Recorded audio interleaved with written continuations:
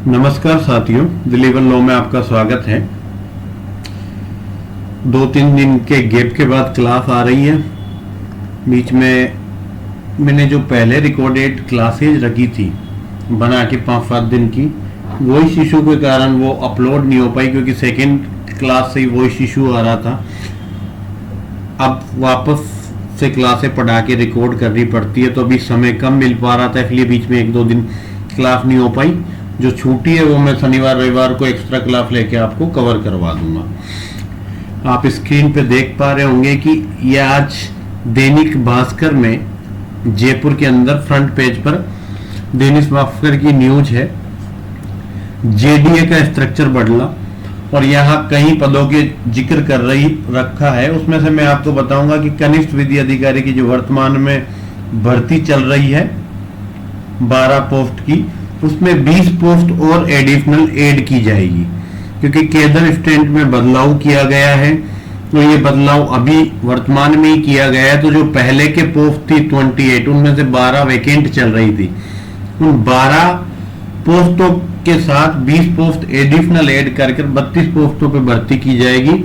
जो भी ये चेंजिंग हुआ है अभी डेपुटेशन पे लेंगे टेम्परेरीली। उसके बाद जो वैकेंसी आपकी रनिंग में चल रही है 12 पोस्ट, ये भविष्य में बढ़कर 12 + 20 32 पोस्ट हो जाएगी जेएलओ के लिए। तो एक और अपॉर्चुनिटी आपको मिल रही है कि पोस्टों की संख्या ज्यादा है तो ज्यादा से ज्यादा आपके पास अपॉर्चुनिटी है। इसके अलावा जेएलओ 80 से 100 की पोस्ट आरपीएससी की आनी प्रस्तावित है। यह आपसे संबंधित न्यूज थी, इसलिए मैंने बोल दिया। 31 पद विधि शाखा में जेडीए के अंदर बढ़ाए गए हैं। ठीक है, तो 20 पोस्ट तो जेएलओ के, उसके बाद एसएलओ, एलआर, डीएलआर, जेएलआर, वहां तक पोस्टें नई क्रिएट की गई है, जिसके रिगार्डिंग वैकेंसी केवल जेएलओ के पोस्ट पर होती है, बाकी सभी पोस्ट प्रमोशन से भरी जाती है। चले शुरू करें। कल तक हमने पढ़ लिया था, लास्ट हम पढ़ रहे थे संविधान की परिभाषा पे चर्चा की थी, उससे पहले अनुसूची पे चर्चा की थी। ठीक है, अब एक्चुअल में संविधान शुरू हो रहा है। इससे पहले हमने क्या पढ़ा था, प्री कॉन्स्टिट्यूशनल थ्योरी पढ़ी थी या प्री कॉन्स्टिट्यूशनल डेवलपमेंट पढ़ा था। अब हम संविधान पढ़ने जा रहे हैं। थोड़ा सा शब्दों का इशू रहेगा क्योंकि मुंह के अंदर थोड़े छाले हो रहे हैं, तो देख लेना, समझने में कोई आपको भी वैसे दिक्कत आएगी नहीं। फिर भी मैं पास कर देता हूं, कोई शब्द स्पष्ट ना हो तो देख लेना एक बार। प्रीएम्बल प्रस्तावना किसने बनाई थी? इसको हमने पहले उद्देश्य प्रस्ताव के संबोधित किया था। कहां पर याद आ रहा है किसी को? 13 दिसंबर 1947 ये डेट थी जब संविधान सभा के समक्ष उद्देश्य प्रस्ताव को रखा गया था और 22 जनवरी को उस उद्देश्य प्रस्ताव को स्वीकार कर लिया गया था। याद आया किसी को? किसने रखा था, कब स्वीकार किया गया? अच्छा, ये 1946 नहीं, 1947 नहीं, 1946 होगा, ये करेक्ट कर लेना। 13 दिसंबर 1946 को उद्देश्य प्रस्ताव रखा था और ये स्वीकृत कब हुआ था? 22 जनवरी 1947 को। वही उद्देश्य प्रस्ताव बाद में संविधान की प्रस्तावना बनकर आया। तो जो उद्देश्य प्रस्ताव पंडित जवाहरलाल नेहरू जी ने 13 दिसंबर 1946 को, जब संविधान सभा का तीसरी बैठक चल रही थी, संविधान सभा के समक्ष जो उद्देश्य प्रस्ताव रखा 22 जनवरी 1947 को जिसे स्वीकृत किया गया, स्वीकार कर लिया, पास कर दिया, उसी उद्देश्य प्रस्ताव ने बाद में प्रस्तावना का रूप ले लिया। तो उद्देश्य प्रस्तावना का आधार था, उसी को बदल के प्रस्तावना बनाई। प्रस्तावना आपको सबको मालूम है कि हमारे संविधान की प्रस्तावना क्या है। कई बार जब आप जुडिशरी के अंदर स्पेशल आरजेएफ जैसी वैकेंसियां दे रहे होते हो और वहां इंटरव्यू के लेवल पे जाते हो, तो वहां आपसे पूछ लिया जाता है जब आप बताते हो कि संविधान हमारा फेवरेट सब्जेक्ट है, तो आपसे पूछ लिया जाता है कि चलो प्रस्तावना सुनाओ। तो जब आप इंटरव्यू की स्टेज पे हो, स्पेशली जेलों और आरजेएस के अंदर, वहां संविधान की उद्देशिका, संविधान की प्रस्तावना या संविधान की प्रीएम्बल आपसे पूछ ली जाती है।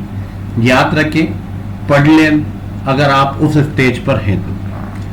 और जनरल एग्जाम के अंदर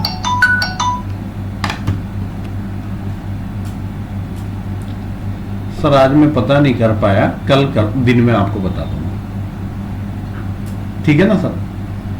आज व्यस्त था, मैं कल दिन में बता दूंगा। ओ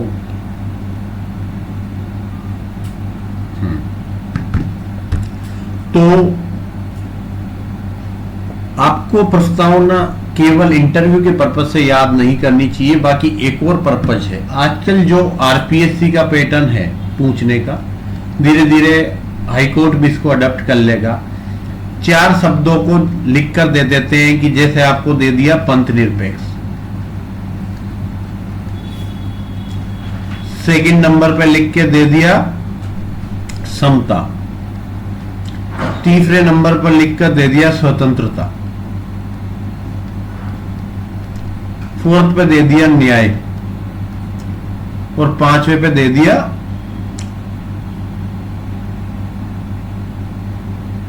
गणराज्य। अब वो आपसे पूछ लेगा कि इन शब्दों का सीक्वेंस में जमाओ, कि ये प्रस्तावना में कौन सा शब्द पहले आता है, कौन सा उसके बाद आता है। 4 ऑप्शन में आपको इनको सेट करके दे देगा कि इनको सीक्वेंस में जमाओ। सीक्वेंस में आप तभी जमा पाओगे जब आपने अच्छे से प्रस्तावना याद कर रखी है। तो प्रस्तावना याद करना आपका काम है।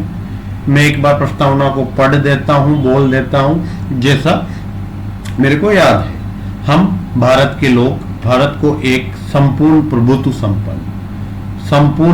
संपन्न, एक एक शब्द पे चर्चा करेंगे, हम उनकी परिभाषाएं देखेंगे। तो हम भारत के लोग भारत को एक संपूर्ण प्रभुत्व संपन्न, समाजवादी, पंथ निरपेक्ष, लोकतंत्रात्मक गणराज्य बनाने के लिए और उसके समस्त नागरिकों में सामाजिक, आर्थिक, राजनीतिक न्याय, विचार, अभिव्यक्ति, विश्वास, धर्म और उपासना की स्वतंत्रता, प्रतिष्ठा और अवसर की समता प्राप्त कराने के लिए तथा उन सब में व्यक्ति की गरिमा और एकता, राष्ट्र की एकता और अखंडता सुनिश्चित करने वाली बंधुता बनाने के लिए दृढ़ संकल्प होकर इस संविधान सभा में आज तारीख 26 नवंबर 1949 ईस्वी मिति मार्च शुक्ल सप्तमी संवत 2006 विक्रमी को एतद द्वारा इस संविधान को अंगीकृत, अधिनियमित और आत्मार्पित करते हैं। ये हमारी प्रस्तावना है। लास्ट आरपीएससी का एक क्वेश्चन था किसी कंपटीशन के अंदर कि ये जो अंगीकृत है, अधिनियमित है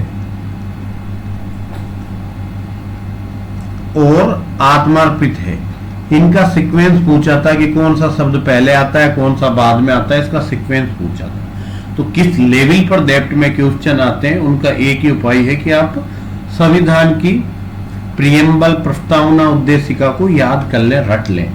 इसके अलावा कोई उपाय नहीं है। आगे बढ़े, अब चर्चा करते हैं प्रस्तावना में क्या हो सकता है।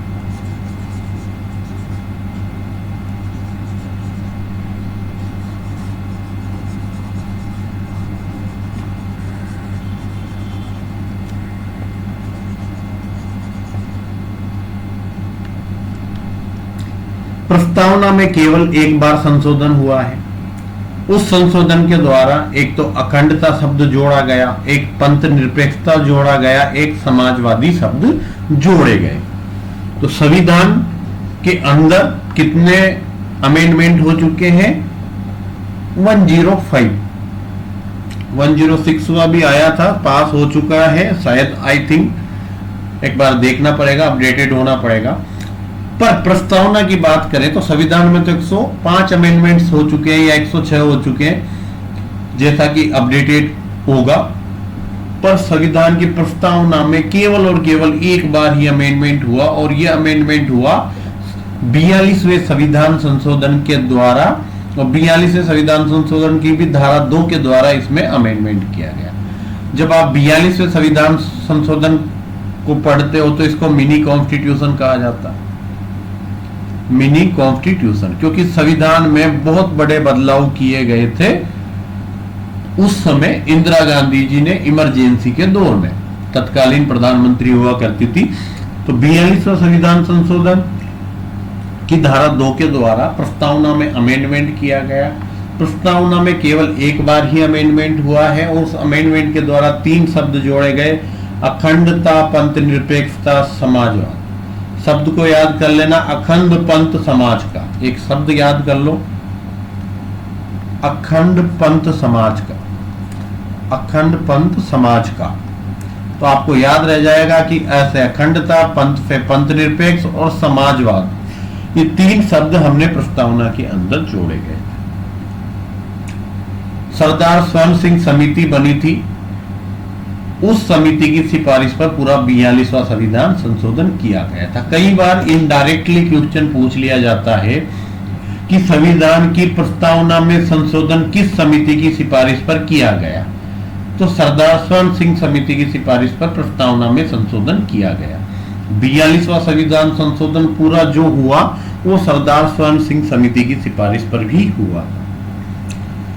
फिर बात चली कि क्या प्रस्तावना संविधान का पार्ट है या नहीं है, क्योंकि ये इसलिए इंपॉर्टेंट था कि अगर प्रस्तावना संविधान का भाग नहीं है तो उसको अलग करके उसको संविधान के निर्वचन में काम में नहीं लिया जाना चाहिए। एक तो ये राय क्लियर हो रही थी, दूसरा प्रस्तावना में अमेंडमेंट का इश्यू भी आता था कि जब वो संविधान का भाग ही नहीं है तो फिर आप 368 जो आर्टिकल 368 है उसकी प्रक्रिया के अनुसार उसको अमेंड नहीं कर सकते।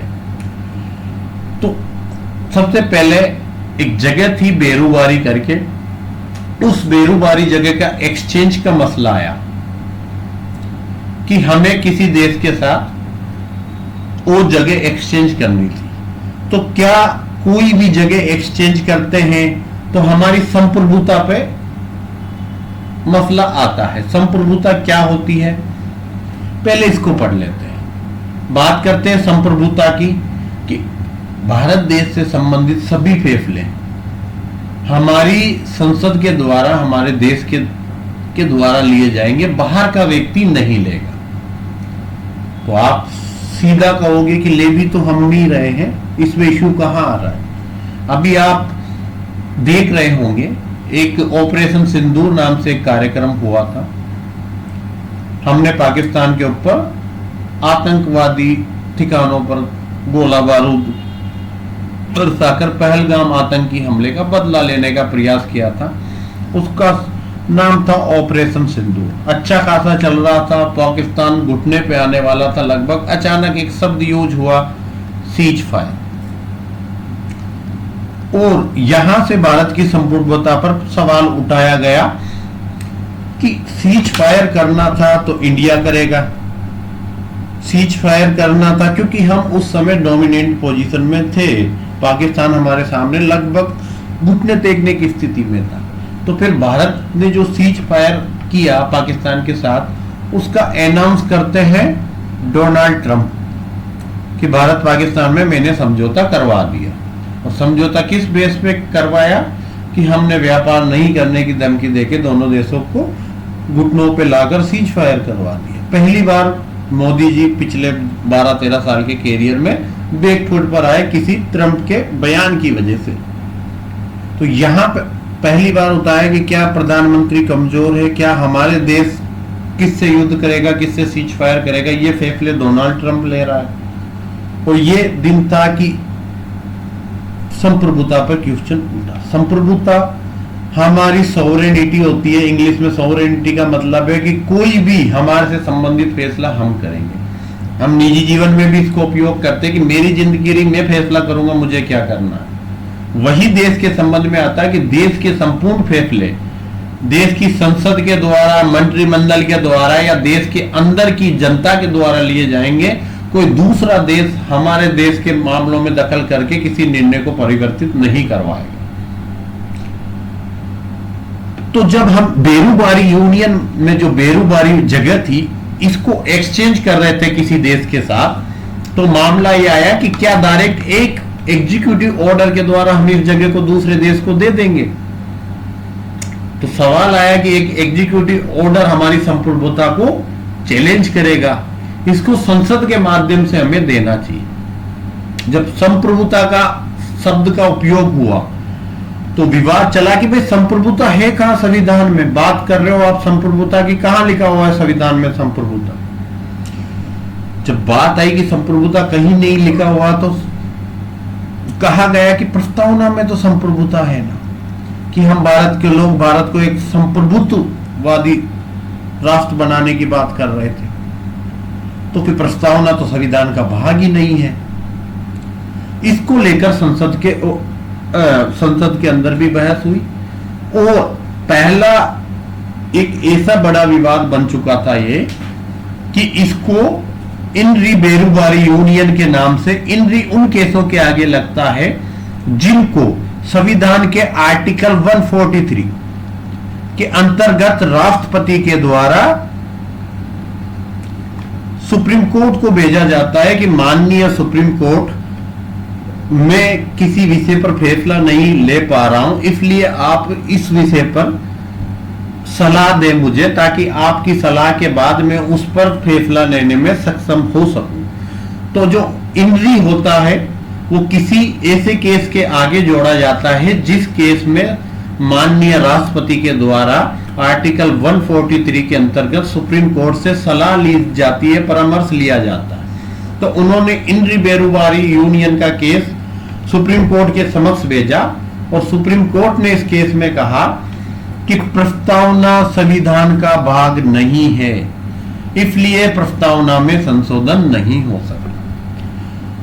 इंद्री बेरूबारी यूनियन में माननीय सुप्रीम कोर्ट के द्वारा आर्टिकल 143 के अंतर्गत एक चीज और याद रखना, आर्टिकल 143 के अंतर्गत जब किसी मामले में सुप्रीम कोर्ट राय देता है तो ऐसी राय 5 जजों की पीठ के द्वारा दी जाती है और ऐसी राय ओपन होती है, ऐसे नहीं बंद लिफाफे में देंगे, वो राय ओपन की जाएगी कि उन्होंने राष्ट्रपति को क्या राय दी थी।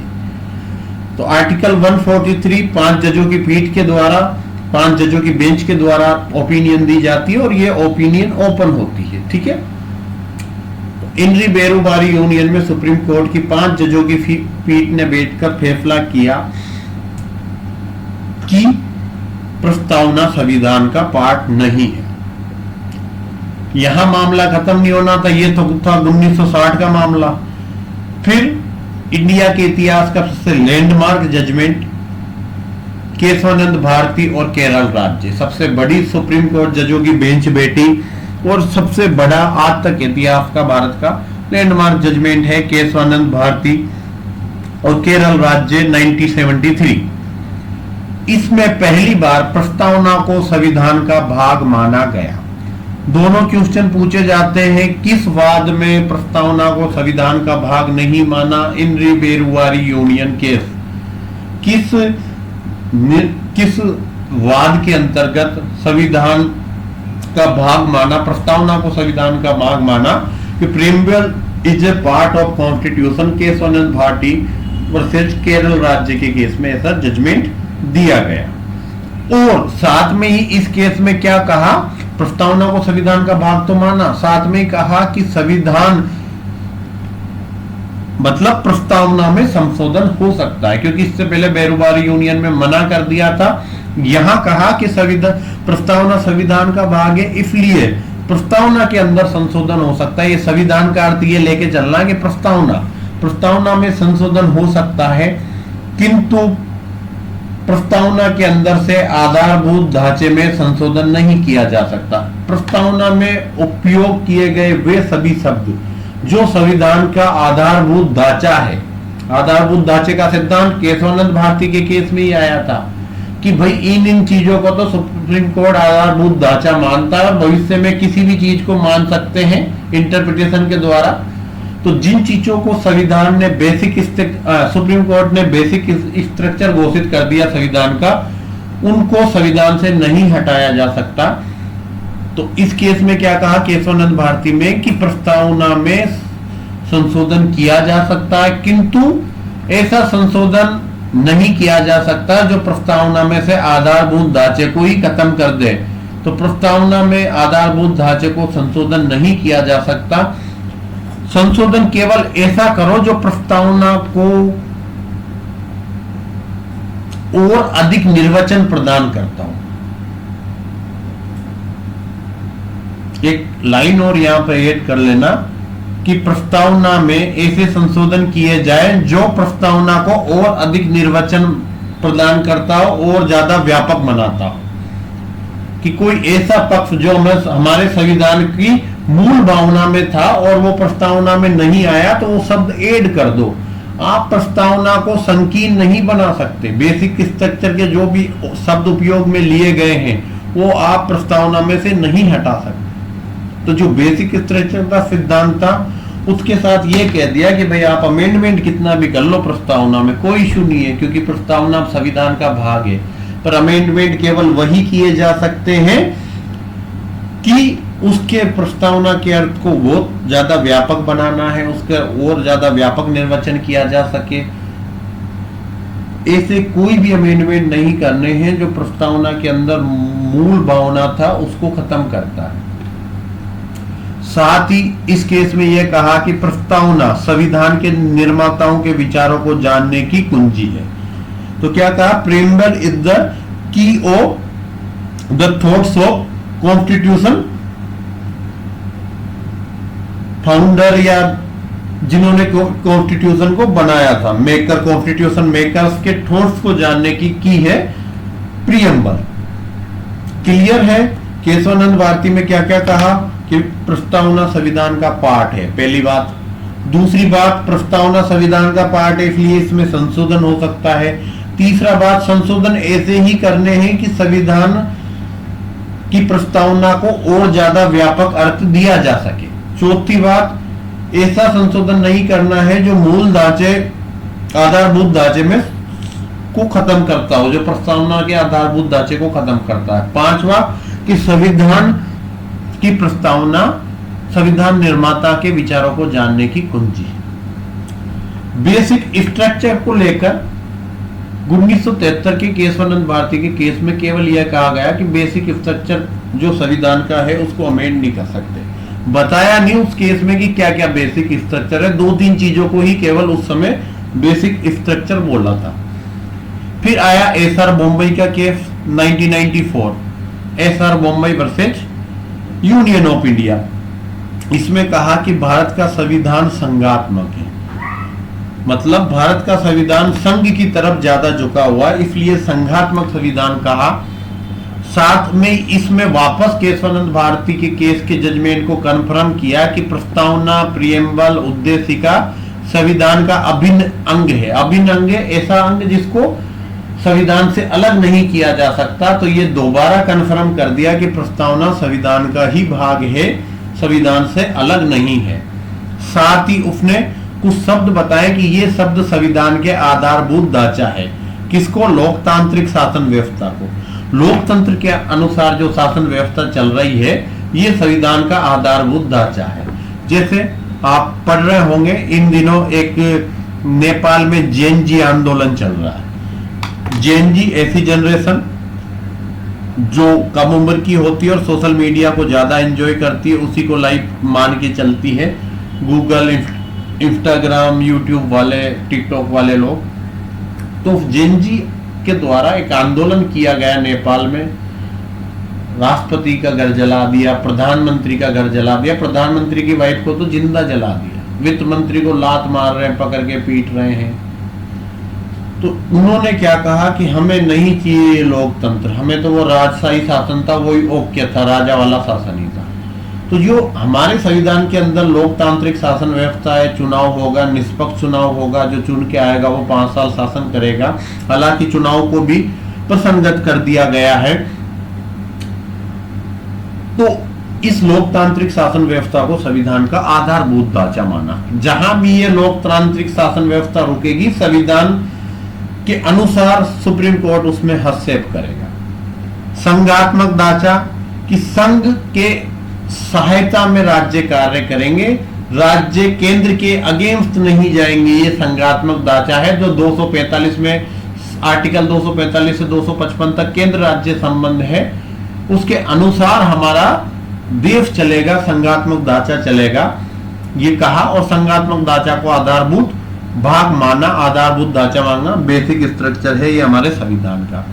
एकता तोड़ा नहीं जा सकता। हिंदू मुस्लिम के नाम से अलग ये जो फैलाते हैं, द्वेष फैलाते हैं, ये गलत है। एकता बनी रहनी चाहिए। आप किसी भी चीज को डिस्क्रिमिनेशन नहीं कर सकते जाति के आधार पे, उसके आधार पे। हालांकि इसको लेकर चुनाव आयोग सख्त नहीं है। चुनाव आयोग चाहे तो जो ये हिंदू मुस्लिम के नाम पे या जातिवाद के नाम पे ब्राह्मण, बनिया, राजपूत, मुस्लिम, एसटी, एससी के नाम पे जो वोट मांगते हैं उसको प्रसंगत करते हुए किसी को भी चुनाव लड़ने से रोक सकता है। पर हमारा माननीय जो चुनाव आयोग है उसकी निष्पक्षता भी कहीं ना कहीं संदेह के घेरे में है। और संदेह में के घेरे में कारण यह है कि चुनाव आयोग के जो मुख्य चुनाव आयोग थे उनके पुत्र पुत्रियों को अच्छी पोस्टें दी गई है केंद्र सरकार के द्वारा, इसलिए उनको प्रसंगत किया जाता है।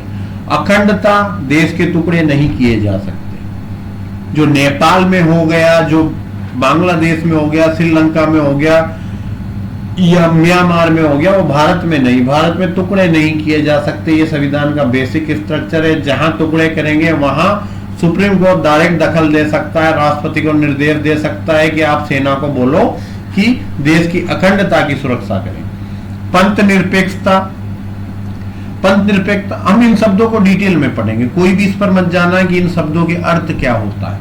मैं डिटेल में एक एक की परिभाषा पढ़ा रहा हूं, ठीक है। आज की क्लास में ये चीजें सोल्व हो जाएगी।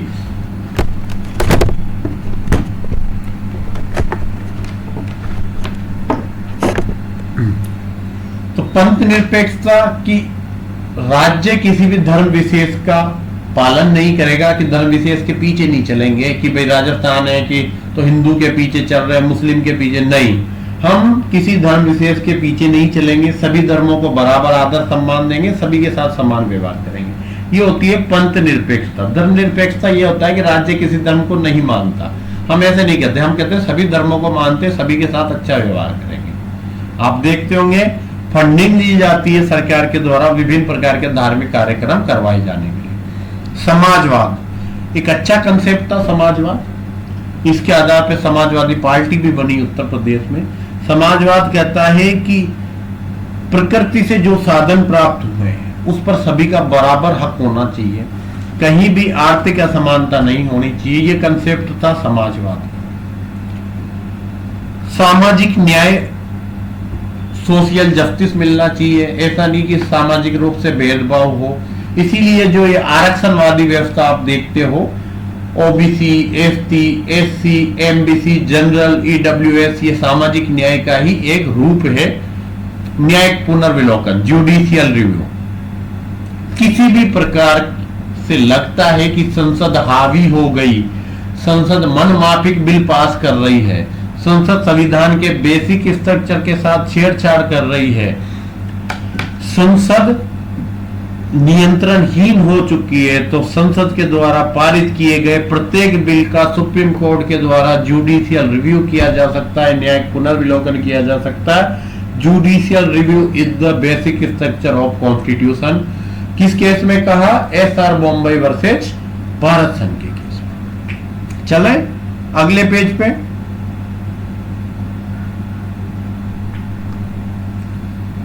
कहीं चीजें अलग अलग विद्वान हुए विदेश के, उन्होंने भारत के संविधान के लिए अलग अलग शब्द यूज किए। पूछ लिया जाता है भारत का संविधान अर्ध संघात्मक है, ये शब्द भारत के संविधान के लिए किसने उपयोग में लिए? केसी वियर। आधा वैसे शुरू होता है किससे? आधा। आधा मतलब हाफ, हाफ मतलब अर्ध। तो ये अर्ध शब्द से देख लो कि किसका नाम आधे वैसे शुरू होता है? केसी वियर। क्लियर है? याद रह जाएगा। अर्ध मतलब आधा। आधा कौन सा किसके नाम में आता है? वियर में। वह आधा आता है, फिर वियर। ठीक है। केंद्रीय प्रवृत्ति वाला परिसंघात्मक संविधान। परिसंघात्मक का मतलब कि राज्यों की तरफ भी फैला हुआ है, केंद्र की तरफ भी फैला हुआ है, इसको कहते हैं परिसंघात्मक ढांचा, पर ज्यादातर केंद्र की तरफ झुकाव है। तो ये कहता है केंद्र की तरफ प्रकृति है, इंडियन कॉन्स्टिट्यूशन का झुकाव सेंट्रल की तरफ है, पर वो परिसंघात्मक है। केंद्र और राज्यों के बीच में शक्तियों का विभाजन किया, सभी चीजें अलग अलग बताइए, फिर भी केंद्र को राज्य से ज्यादा पावर दी गई है। तो केंद्रीय प्रकृति वाला परिसंघात्मक संविधान ये किसने कहा? भारतीय संविधान को सर आइवर जेनिंग्स। साथ में ही भारतीय संविधान को वकीलों के लिए स्वर्ग बताया, क्योंकि भारतीय संविधान के अंदर इतने ज्यादा लूप होल थे कि कोई भी वकील उसका फायदा उठा सकता था। तो भारतीय संविधान को वकीलों का स्वर्ग किसने बताया? सर आइवर जेनिंग्स ने ऐसा शब्द कहा। दो चीजें कही, एक तो कहा कि केंद्रीय प्रवृत्ति वाला परिसंघात्मक संविधान है, दूसरा इसको वकीलों का स्वर्ग घोषित किया। तीसरा, भारतीय संविधान एक सहकारी परिसंघीय है या भारतीय संविधान एक सामाजिक दस्तावेज है। ये दोनों शब्द भारतीय संविधान के लिए ऑस्टिन महोदय ने उपयोग में लिए थे। क्लियर है? आगे बढ़े। तीनों चीजें पूछी हुई है, इसलिए ध्यान देना, एक भी चीज कम इंपोर्टेंट नहीं है, लगातार पूछी जाती है। और जेलो जैसे एग्जाम जिनमें एक ही पेपर संविधान का आता है 50 नंबर का और 150 क्वेश्चन आते हैं, वहां इतने डेप्थ में जाके क्वेश्चन आना ही आना है, इससे बाहर कुछ नहीं आएगा, कंफर्म है। उद्देशिका प्रस्तावना का प्रारूप जवाहरलाल नेहरू ने बनाया था। वापस तारीख याद दिला दूं, 13 दिसंबर 1946 को तृतीय बैठक के अंदर पेश किया था और 22 जनवरी 1947 को इसको एक्सेप्ट कर लिया गया। मिनर्वा मिल्स वर्सेज भारत संघ 1980 केस था मिनर्वा मिल्स वर्सेज भारत संघ का 1980 का। इसमें कहा कि प्रस्तावना संशोधनीय है, मतलब प्रस्तावना में संशोधन किया जा सकता है, परंतु आर्टिकल 368 की विधिक प्रक्रिया के द्वारा जो प्रस्तावना में संशोधन किया जाएगा वो सब प्रस्तावना को और अधिक निर्वचन देने के लिए होना चाहिए, ना कि प्रस्तावना का के अर्थ को संकीर्ण बनाने के लिए होना चाहिए। तो जो बात केशवानंद भारती के जजमेंट में मैं आपको रिकॉल करा रहा था, वो बात मिनर्वा मिल्स के बाद में स्पष्ट रूप से अंकित किया कि प्रस्तावना में संशोधन आर्टिकल 368 के अंतर्गत किया जा सकता है, पर प्रस्तावना में संशोधन प्रस्तावना को और अधिक निर्वचन देने के लिए होना चाहिए, ना कि उसको संशोधित करके और छोटा किया जाए, कम संकीर्ण सोच वाला बनाया जाए, कम व्यापक किया जाए, ऐसा नहीं होना चाहिए। और अधिक व्यापकता दो और अधिक निर्वचन देने के लिए होना चाहिए। समाजवाद जो प्रस्तावना में उपयोग में आया था 42वें संविधान संशोधन से जुड़ा था, क्या होता है इसका? समाजवाद एक ऐसी व्यवस्था है जिसमें उत्पादन के मुख्य साधन, प्रोडक्शन के साधन, जिसमें उत्पादन के मुख्य साधन या तो सीधे राज्य के हाथ में हो या राज्य के कंट्रोल में हो। प्रोडक्शन या तो स्टेट ही करे या फिर स्टेट के कंट्रोल में हो। किस प्रोडक्शन की बात कर रहे हैं, किस चीज की बात हो रही है यहाँ पे, समझना। कितना बढ़िया कंसेप्ट था समाजवाद, इसको समझना। हालांकि सबको तानाशाही के द्वारा धीरे धीरे समाप्त किया गया। एक कंसेप्ट बताता हूं, आप सभी भुगतते होंगे उस कंसेप्ट को और आए दिन भुगतोगे। क्या हो रहा है देश में, एक बार चर्चा करते हैं। हम करते हैं कॉल और इंटरनेट, दो चीजों का उपयोग। इसके लिए कई सेवा प्रदाता थे, BSNL, जियो, एयरटेल। वर्तमान में 3 बचे हैं। एक आप जो वोडाफोन सुन पा रहे होंगे, इस साल वो बंद हो रही है वोडाफोन भी, ठीक है। 3 कंपनियां BSNL, जियो, एयरटेल। इससे पहले आप टाटा डोकोमो सुनते होंगे, एयरसेल होती थी, ठीक है। अलग अलग कई कंपनियां अब तो नाम भी याद नहीं है। क्या हुआ सबसे पहले कि मूल कंपेटिटर कौन है? सरकार बीएसएनएल को क्यों रखती थी? क्योंकि ऐसा ना हो कि कंपनियां मनमाफिक रेट वसूले, एक तरफा राज कर ले, पूरा कम्युनिकेशन उनके हाथ में आ जाए और हम उसको कुछ भी ना कर सके। इसलिए कुछ सेक्टर में सरकार होती है, जैसे कम्युनिकेशन में है, कोयला। आप कोयला देखना, कोयला गवर्नमेंट के पास ही है। अब जाके अडानी अंबानी जी को कुछ माइंस दी गई है। क्यों? क्योंकि अगर प्राइवेट को कोयला दे दोगे तो कोयला हमारी पावर का बेसिक नीड है। जो घरों में लाइटें आ रही वो सब कोयले के जलने से ही थर्मल पावर प्लांट में लाइटें बनती है। तो अगर हमने प्राइवेट को दे दिया तो प्राइवेट वाले तो देखेंगे कि लाइट की डिमांड ज्यादा है, अब कोयले की रेट बढ़ा देते हैं। अब सरकार मजबूर होकर महंगी रेट पे खरीदेंगे, महंगे पे खरीदेंगे तो महंगाई बढ़ेगी। इसलिए कहा कि जो प्रोडक्शन होता है कहीं भी हो, किसी भी सेक्टर में, वो या तो सरकार स्वयं करे, जैसे कोयले को प्रोड्यूस करके हम जमीन से निकाल रहे हैं, या इंटरनेट की सेवाएं जो उपलब्ध करा रहे हैं वो या तो सरकार कराए या सरकार के कंट्रोल में। अब क्या हुआ कि जो इंटरनेट के मामले में था, सबसे पहले जियो ने एंट्री मार के क्या किया, फ्री में लो सर, फ्री में लेकर बीएसएनएल के, एयरटेल के ग्राहक सबके तोड़ दिए, पूरे ग्राहक को कंट्रोल कर लिया जियो ने। जबरदस्त सब्सक्राइबर बेस आ गया। फिर जियो ने कहा नहीं नहीं जी फ्री नहीं चलेगा, हम 99 में कर देंगे महीना। फिर 149 आए, फिर 169-80 आए, 199 आई थिंक जब मैं आज बैठा हुआ हूं, और 299 रुपए एक माह का रिचार्ज फ्री से, 299 रुपए। रीजन क्या कि बीएसएनएल को आर्थिक रूप से सरकार ने स्वयं ने खत्म कर दिया। क्यों? क्योंकि जियो को इनडायरेक्टली सपोर्ट कर रहे थे। क्यों कर रहे थे? सबको पता है कि अंबानी जी की कंपनी। एयरटेल और जियो मार्केट में दो ही लीडर बचे हैं, क्योंकि बीएसएनएल के पास नेटवर्क कमजोर है। बीएसएनएल से आप कॉल लगाओगे नहीं लग पाता, नेटवर्क नहीं आता। अब इनकी दोनों की दो ही प्लेयर मार्केट में बचे हैं, तो दोनों क्या करते हैं, मैं भी 299 में कर रहा हूं, तू भी 299 में कर ले। जो फ्री से शुरू हुआ था, 99 से शुरू हुआ था, वो 299 में पहुंच गया। ये 500 रुपए तक भी जाएगा। हम और आप मजबूर हैं कि हमें दो ही कंपनी। अब हम कहें कि सरकार के नियंत्रण में हो, तो सरकार के नियंत्रण में बीएसएनएल है, सरकार कहेगी बीएसएनएल में आ जाओ, हम कहेंगे नेटवर्क नहीं है। सरकार कहेगी हमने तो कंपटीटर दे रखा है, क्या करें, आप क्यों जा रहे हो जियो के पास? हम इसलिए जा रहे हैं कि मजबूर है, सरकार ने स्वयं बीएसएनएल को खत्म किया है। कोयले में भी यही होता है कि कोल प्रोड्यूस करना केवल और केवल कोल इंडिया का काम था। कोल इंडिया एक कंपनी थी सरकार की, वो कोल प्रोड्यूस करती थी। आजकल अडानी अंबानी जी को भी एक एक माइंस कई जगह दे रखी है, अडानी अंबानी दोनों। अब क्या होगा कि आने वाले समय पे कोयला ये महंगा कर देंगे।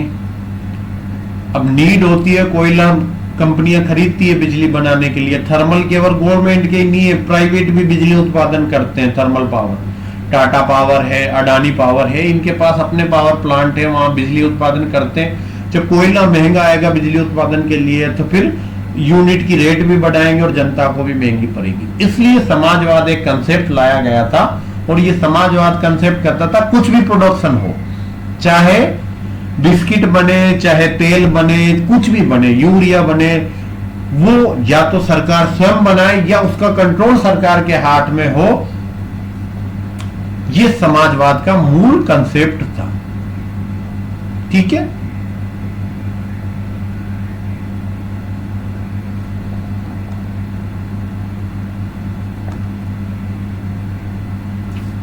आगे बढ़े। थोड़ा सा मैं साफ कर देता हूं इसको।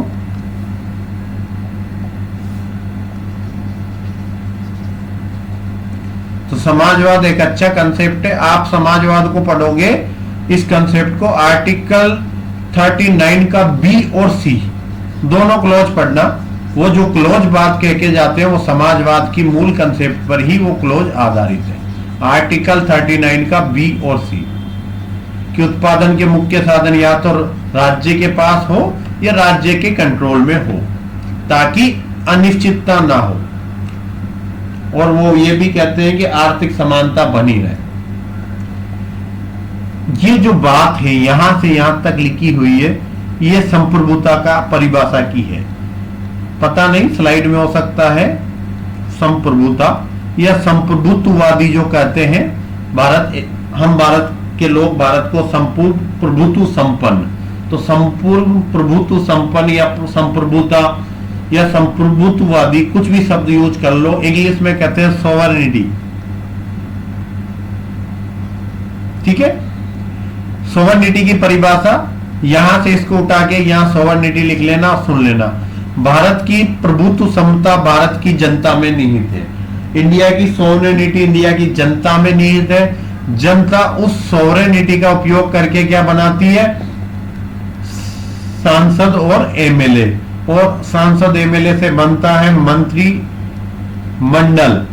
और भारत के सभी फैसले मंत्रिमंडल के द्वारा लिए जाते हैं। और मंत्रिमंडल का मुखिया या तो केंद्र है तो प्रधानमंत्री होगा, राज्य है तो मुख्यमंत्री होगा। तो भारत की संप्रभुत्व संपन्नता भारत की जनता में निहित है। जनता के द्वारा सांसदों को चुना जाता है, जो संसद में बैठकर देश के सभी महत्वपूर्ण फैसले लेते हैं। क्लियर है? संप्रभुत्वता की परिभाषा क्या होगी कि भारत की संप्रभुत्वता भारत की जनता में निहित है। भारत से संबंधित सभी फैसले भारत के द्वारा ही किए जाएंगे, कोई दूसरा देश हमारे देश के फैसले में दखल नहीं करेगा। यह संप्रभुता का मतलब होता है। गोलकनाथ वर्सेज पंजाब राज्य, ये केस में क्या कहा गया था कि प्रस्तावना संविधान के निर्वाचन का मूल आधार है, कि जहां संविधान में निर्वाचन इंटरप्रिटेशन की जरूरत पड़ती है तो आप प्रस्तावना में जो मूल भाव था उसके आधार पर संविधान का निर्वाचन कर सकते हो। ऐसा आईसी गोलकनाथ वर्सेज पंजाब राज्य जो 1967 का लीडिंग केस लॉ था उसमें कहा गया था। पंथ निरपेक्ष क्या होता है? एक ऐसा राष्ट्र जो किसी विशेष धर्म को राजधर्म के रूप में मान्यता नहीं देता, कि हम किसी धर्म को हमारा राज्य का धर्म राजधर्म नहीं मानेंगे, केंद्र का धर्म नहीं होगा। राजधर्म का मतलब राज्य के अंदर केंद्र और राज्य दोनों आते हैं, राजधर्म नहीं होगा हमारा, परंतु हम सभी धर्मों के साथ समान व्यवहार करेंगे, कि जो रिलीफ हिंदुओं को मिलता है वही मुस्लिमों को मिलेगा, वही सिखों को मिलेगा, वही ईसाइयों को मिलेगा। तो किसी भी राज्य या केंद्र का कोई विशेष धर्म राजधर्म नहीं होगा।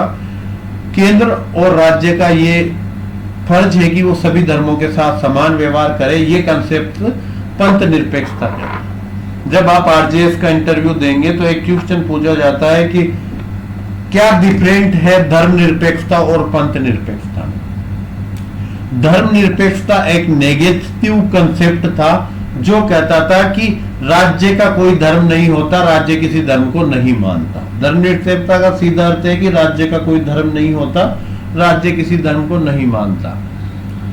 पर पंथ निरपेक्षता पॉजिटिव कंसेप्ट है। वो कहते हैं कि हम किसी राजधर्म को विशेष मान्यता नहीं देते, अपितु सभी धर्मों के साथ समान व्यवहार करते हैं। ठीक है। लोकतांत्रिक, लोकतंत्र, जनता के द्वारा जनता की सरकार का चुना जाना लोकतंत्र कहते हैं। इससे विपरीत चलता है राजतंत्र, राजा का शासन, राजतंत्र। लोक मतलब पब्लिक, जनता, जनता का तंत्र, जनता का शासन। तो ऐसी सरकार जिसके सभी प्राधिकार जनता में निहित हो, और ऐसी सरकार जो जनता के द्वारा जनता के लिए चुनी जाए, वो सरकार कहलाती है लोकतांत्रिक। तो लोकतंत्र का क्या मतलब है? एक ऐसी सरकार जो जिसका समूचा प्राधिकार, टोटल राइट्स किसमें निहित हो? जनता में। जनता है, चाहे तो कांग्रेस को जीता है, चाहे भाजपा को जीता है, चाहे आम आदमी को जीता है, चाहे और अन्य किसी पार्टी को जीता है, जैसा जिस राज्य के अंदर।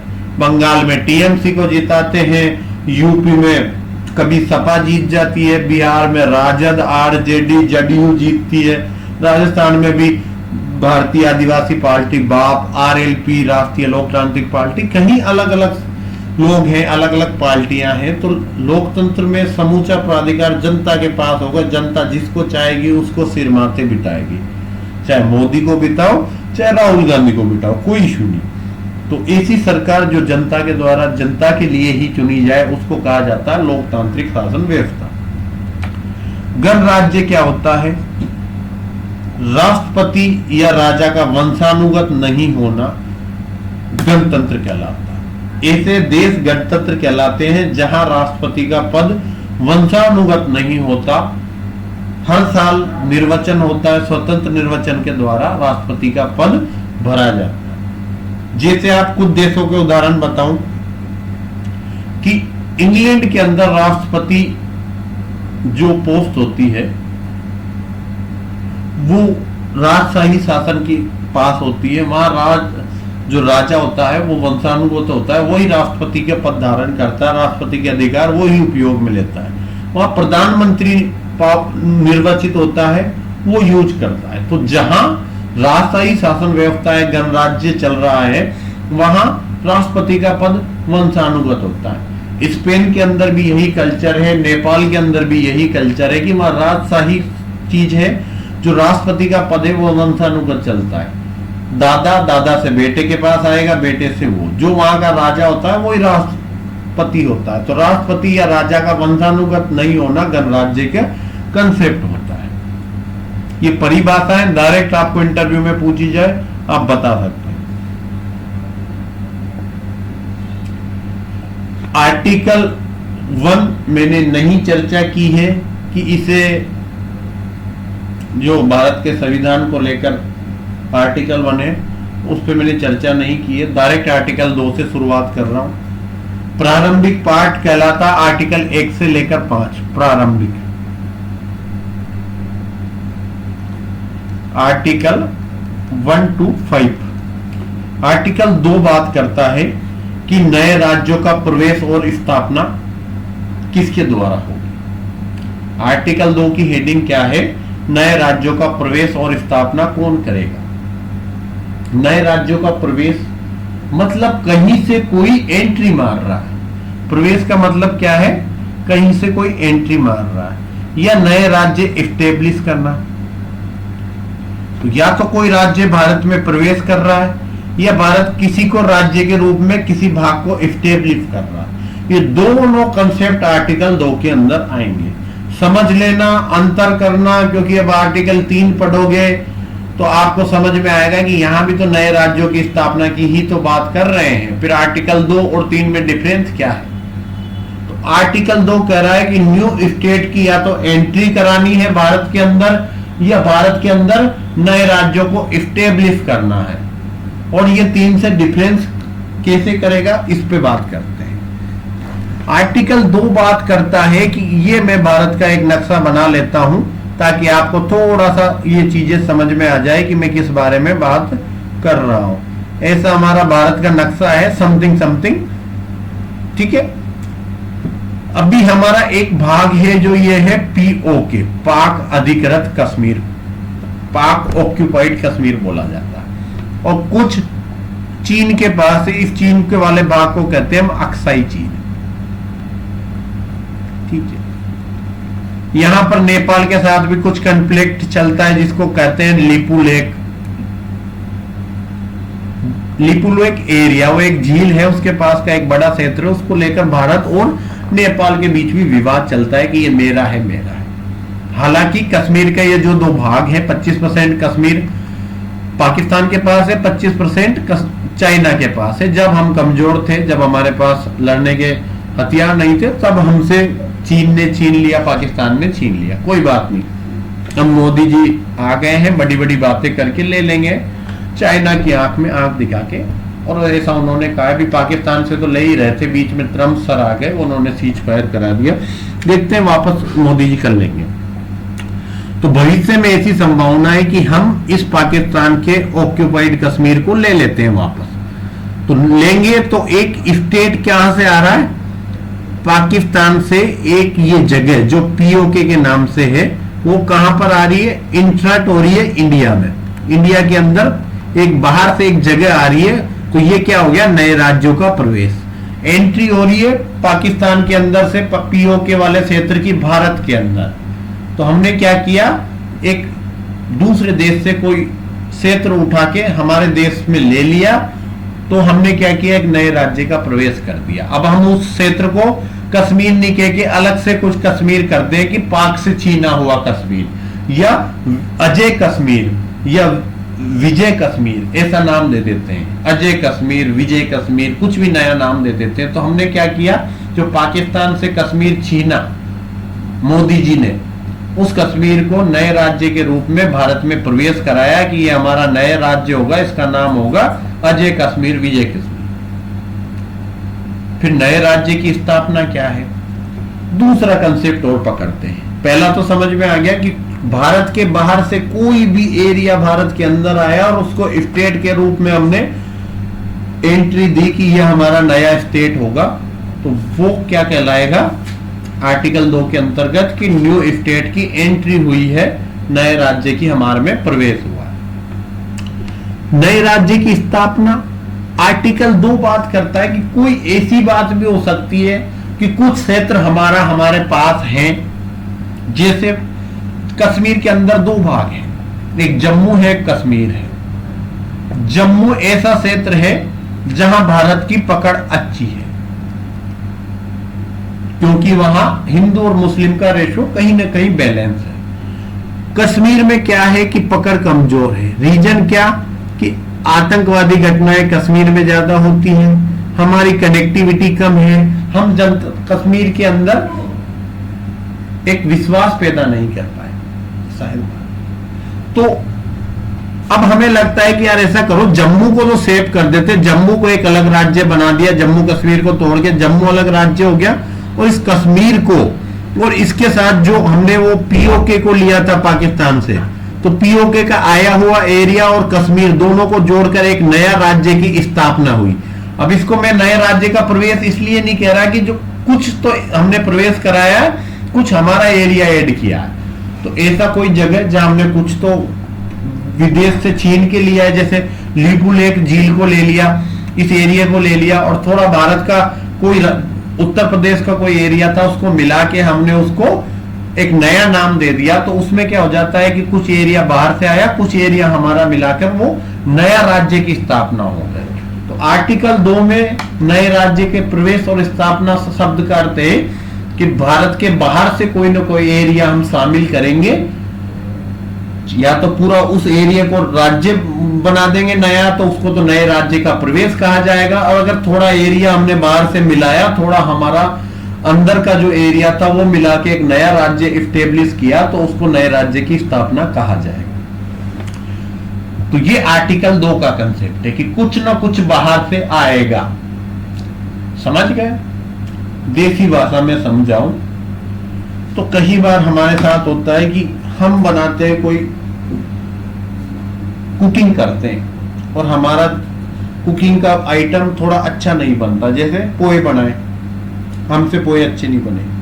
हमने क्या किया कि 4 जनों के पोहे बनाए थे, अच्छे नहीं बने, हमारे कोई गिफ्ट आने, हमें पता है समय नहीं है, हम क्या करते हैं कि 2-3 प्लेट बाहर से पोहे पैक करा ला और उसको उस पोहे के साथ मिक्सअप कर देते हैं, ताकि बाहर वाले का अच्छे स्वाद से हमारा जो कम स्वाद था वो बैलेंस हो जाए। तो ठीक ऐसा ही हो रहा है, कुछ हमारा मटेरियल कुछ बाहर का, उसको मिला के एक नई डिश बनाएंगे, उसको नए राज्य की स्थापना कहेंगे। और अगर सीधा ही बाहर से हमने पोहे मंगा कर दे दिए तो उसको नए राज्य का प्रवेश कहेंगे कि हमने नाश्ता बाहर से मंगा के करवाया।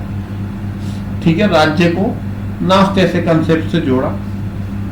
कुछ उदाहरण अजीब से ही देता हूं मैं, समझ जाए। आर्टिकल 2A बात करता है,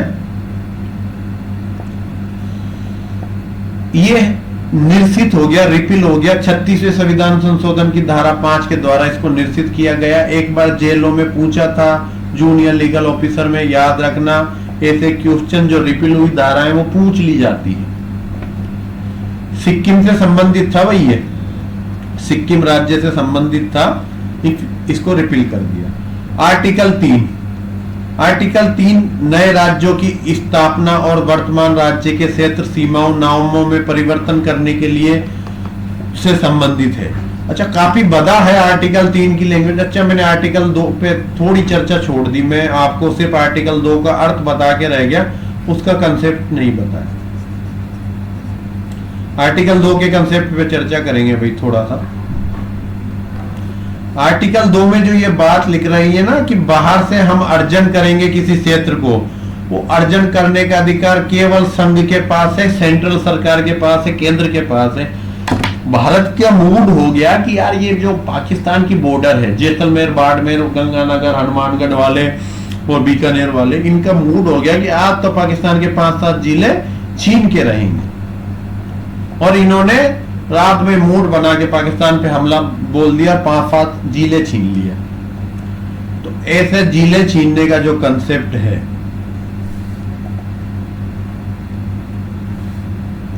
ये राज्य नहीं कर सकता। हमेशा भारत के बाहर से कोई भी एरिया छीनेंगे, वो छीनने का अधिकार केवल और केवल एक ही व्यक्ति को है, वो है हमारी केंद्र सरकार। क्लियर है? तो बाहर से जो भी हमारे अंदर आएगा वो कहां से आएगा? केवल केंद्र सरकार के माध्यम से आएगा।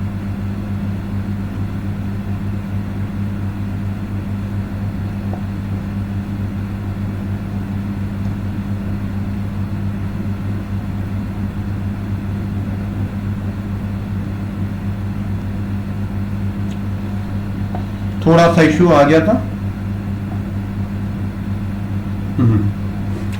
तो अर्जन करने का अधिकार, अर्जन मतलब एक्वायर, इंग्लिश में बोलते हैं एक्वायर। तो अगर बाहर से कोई क्षेत्र एरिया एक्वायर करेंगे, एक्वायर किसका? एरिया का। तो एरिया एक्वायर करने का अधिकार केवल सेंट्रल को है। ऐसा नहीं हो सकता कि योगी जी का मूड हो गया कि आज नेपाल पे कब्जा करते हैं, नेपाल वैसे हिंदू राष्ट्र है, नेपाल पे कब्जा करके नहीं कर सकते। केंद्र सरकार ही एक्वायर करेगी किसी भी एरिया। ये था आर्टिकल 2 का कंसेप्ट। अब आर्टिकल 3 पे बात करते हैं कि नए राज्यों की स्थापना। ये सब तो यहां भी आया था, नए राज्यों की स्थापना। ये नए राज्यों की स्थापना कर रहे हैं हम भारत के अंदर। अब भारत के अंदर के क्षेत्र को, भारत के अंदर के क्षेत्र को तोड़ मोड़ के नया राज्य बनाए, जैसे हमने किया था। 3 राज्य बने थे। लास्ट बात करता हूं, 29 राज्य था तेलंगाना। किसको तोड़ा था? तेलंगाना बनाया जब हमने आंध्र प्रदेश को। आंध्र प्रदेश के 2 हिस्से कर दिए और एक नया स्टेट बना दिया। आंध्र प्रदेश को 2 भागों में तोड़ा, एक आंध्र प्रदेश रह गया, एक तेलंगाना बना दिया। 28वां राज्य, 26, 27, 28 एक साथ चर्चा करते हैं। ये थे 3 राज्य। उत्तराखंड जो उत्तर प्रदेश से निकला था, छत्तीसगढ़ मध्य प्रदेश से निकला था, झारखंड ये बिहार से निकला था। तो हमने क्या किया कि भारत के अंदर ही नए राज्यों को इस्टेब्लिश किया। हमने किसी देश से कोई जगह एक्वायर नहीं की। भारत के अंदर के जो क्षेत्र थे उनको तोड़ मोड़ के नए राज्य बना दिए। कि यूपी बहुत बड़ा हो रहा था, उत्तर प्रदेश, तो उसका प्रशासन ठीक से नहीं चल पाता था। उत्तर प्रदेश से उत्तराखंड निकाल दिया। अच्छा, उत्तराखंड ऐसा नहीं सिर्फ उत्तर प्रदेश से निकला है, कुछ एरिया इसका हमने हिमाचल से भी लिया है, कुछ एरिया हमने बिहार से भी लिया, तो बैलेंस करके निकाला सबसे थोड़ा थोड़ा एरिया। 3 नए राज्य बनाए, उत्तराखंड, छत्तीसगढ़, झारखंड।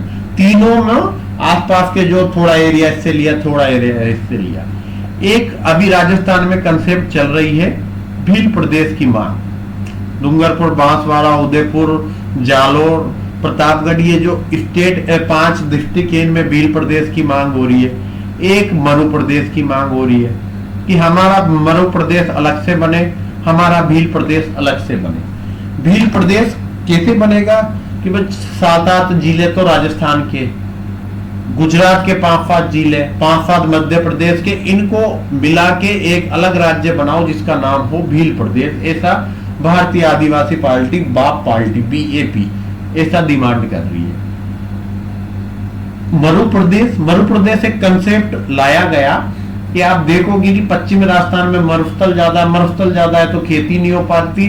तो कहीं ना कहीं इकोनॉमिकल, क्योंकि राजस्थान की अर्थव्यवस्था टोटल खेती पर निर्धारित है, तो वहां खेती नहीं हो पा रही, उद्योग भी ज्यादा नहीं है। रीजन क्या होता है? उद्योग को चाहिए होता पानी, और पश्चिम राजस्थान में पानी की दिक्कत है, इसलिए उद्योग भी वहां ज्यादा नहीं थे, तो ना तो खेती है ना उद्योग है। तो वहां के लोगों ने कहा कि हमारे पे आप ध्यान नहीं देते। क्यों ध्यान नहीं देते? क्योंकि हमारे पास आपने ना तो उद्योग बनाए, ना ही आपने खेती के लिए कुछ प्रयास किए, और तो और हमारे लिए आप रोड, सड़क, मकान या सरकारी स्कूल, जो भी बेसिक इंफ्रास्ट्रक्चर है वो भी नहीं बनाते। क्यों नहीं बनाती केंद्र सरकार? क्योंकि लंबा मरुस्थल है, वहां जनसंख्या तो कम है और रोड बनते हैं बड़े बड़े, केंद्र सरकार सोचती है इतना खर्चा क्यों करेंगे। इसलिए क्या होता था, राजस्थान में एक एरिया का विकास कम होता था। जो पश्चिमी मरुस्थलीय प्रदेश है उसमें कम से कम 15 जिले आते हैं, उन 15 जिलों पे कम खर्चा आता था, कम उधर पैसा खर्च करती थी सरकार। तो उन 15 जिलों ने कहा हमारे साथ हो रहा भेदभाव, इसलिए हमारा मरु प्रदेश अलग बनाओ, हम अलग से मरु प्रदेश चलाएंगे। तो अगर भविष्य में मरु प्रदेश, भील प्रदेश जैसे नए राज्य बनते हैं तो वो आर्टिकल 3 के प्रभाव से बनेंगे।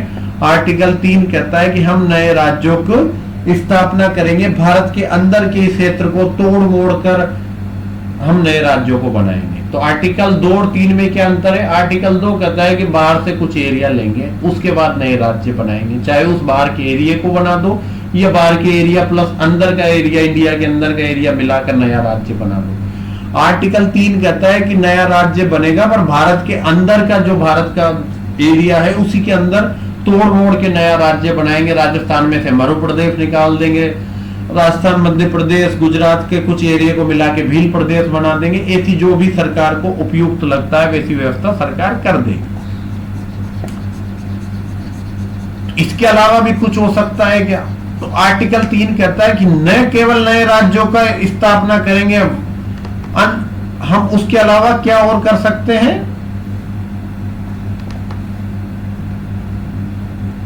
वर्तमान राज्यों के क्षेत्र में भी परिवर्तन कर सकते हैं। अगर लगता है कि कोई जिला, जैसे हमारा गंगानगर और हनुमानगढ़ है, वो पंजाब से ज्यादा जुड़े हुए, पंजाब के जैसा कल्चर है, और मान लो लगता है केंद्र को कि भाई इनको पंजाब में जोड़ दिया जाए, तो हमारे राजस्थान में से 2 क्षेत्र निकालकर, 2 जिले निकाल के पंजाब में जोड़ देंगे। अलवर है, भिवाड़ी, भरतपुर वाला जो दिल्ली एनसीआर का एरिया है, भविष्य में दिल्ली में जोड़ दिया जाए। यूपी में जो ये मथुरा वृंदावन वाला एरिया, ये हमारे भरतपुर, धौलपुर से जुड़ा हुआ है, तो हो सकता है मथुरा वृंदावन राजस्थान के अंदर आ जाए। तो राजस्थान, कोई भी वर्तमान राज्य है उसका क्षेत्र परिवर्तित किया जा सकता है, बॉर्डर परिवर्तित की जा सकती है, राज्यों के नाम भी बदले जा सकते हैं। हो सकता है उत्तर प्रदेश को अयोध्या प्रदेश कह दें, राम प्रदेश कह दें। नाम बदलने का ज्यादातर बीजेपी के अंदर कल्चर है। तो राज्य का नाम भी बदल सकते हैं, राज्य की बॉर्डर को परिवर्तित कर सकते हैं, राज्य के क्षेत्र बदल दो, बॉर्डर बदल दो, नाम बदल दो। पर ये सब आर्टिकल 3 के अंदर बदला जाएगा। और ऐसा कोई भी जो आर्टिकल 3 के अंदर बदला जाना वाला प्रस्ताव आएगा संसद के अंदर, वो राष्ट्रपति की अनुमति के साथ ही पेश होगा, क्योंकि उससे राज्य पे प्रभाव पड़ता है। राज्य पर प्रभाव पड़ने के कारण राष्ट्रपति की अनुमति से ही उसको पेश किया जाता है संसद में। जहां जहां राज्य के हित प्रभावित होंगे, राष्ट्रपति उसमें हस्तक्षेप करेगा। तो क्लियर है आर्टिकल 3 क्या कह रहा है? दोबारा इसको एक बार लैंग्वेज पढ़ के चर्चा कर लेंगे कल। अभी तो क्लास का टाइम हो गया, मतलब क्लास खत्म होने वाली है। आर्टिकल 4 पे और चर्चा करूंगा कि जब भी आर्टिकल 3 के अंतर्गत राज्य नया बनेगा, क्षेत्र परिवर्तित होगा, तो आर्टिकल 4 कहता है कि उसके द्वारा जो चेंजिंग होगा, उस चेंजिंग को संविधान के अनुसूची 1 और अनुसूची 4 के अंतर्गत भी चेंजिंग किया जाएगा। और ऐसा अनुसूची यहां पे लिख लेना, अनुसूची 1 और अनुसूची 4 में भी संशोधन होगा। तो जब जब आर्टिकल 3 के द्वारा राज्य के क्षेत्र बदले जाए, चाहे नाम बदला जाए, चाहे सीमाएं बदली जाए, तो उसके अनुसार आर्टिकल 4 में भी परिवर्तन करना होगा। आर्टिकल 4 क्या कहता है कि 2 चीजें बदलनी है। एक तो अनुसूची 1, अनुसूची 1 क्या कहती है कि नाम वाम एरिया बताती है, वो बदलनी है। अनुसूची 4 राज्यसभा में प्रतिनिधित्व, तो जैसे यूपी का एरिया कम करके राजस्थान में जोड़ दिया, तो यूपी में जो राज्यसभा की सीटें हैं, आई थिंक 25 होनी चाहिए या 40 होनी चाहिए, 25 है शायद राज्यसभा की यूपी के अंदर, या 32 होगी, 25-32 जो भी होगी, वो सीटें कम हो जाएगी, 20 रह जाएगी राज्यसभा की। जैसे राजस्थान से कोई एरिया पंजाब, अगर मान के चलो आपके हमने गंगानगर, हनुमानगढ़ और एक बीकानेर, ये 3 जिले पंजाब को दे दिए, तो फिर हमें राज्यसभा की 1 सीट कम करनी पड़ेगी, लोकसभा की भी 1 सीट, 2 सीटें कम करनी पड़ेगी। तो ये चीजें कहती है कि अनुसूची 1, अनुसूची 4 में भी परिवर्तन करना होगा, और ऐसा परिवर्तन साधारण बहुमत से किया जाएगा। एक बार पूछा था आरजीएस के अंदर ही कि आर्टिकल 4 में अमेंडमेंट किस प्रकार के संशोधन से होगा, साधारण संशोधन, विशेष बहुमत, या 2/3 बहुमत, या 3/4 बहुमत के साथ, ऐसा पूछ लेते हैं, इसलिए मैंने आपको बताया। संविधान का भाग 2 जो नागरिकता पे बात करता है उसको कल पढ़ेंगे। आज के लिए इतना ही, धन्यवाद आप सभी का।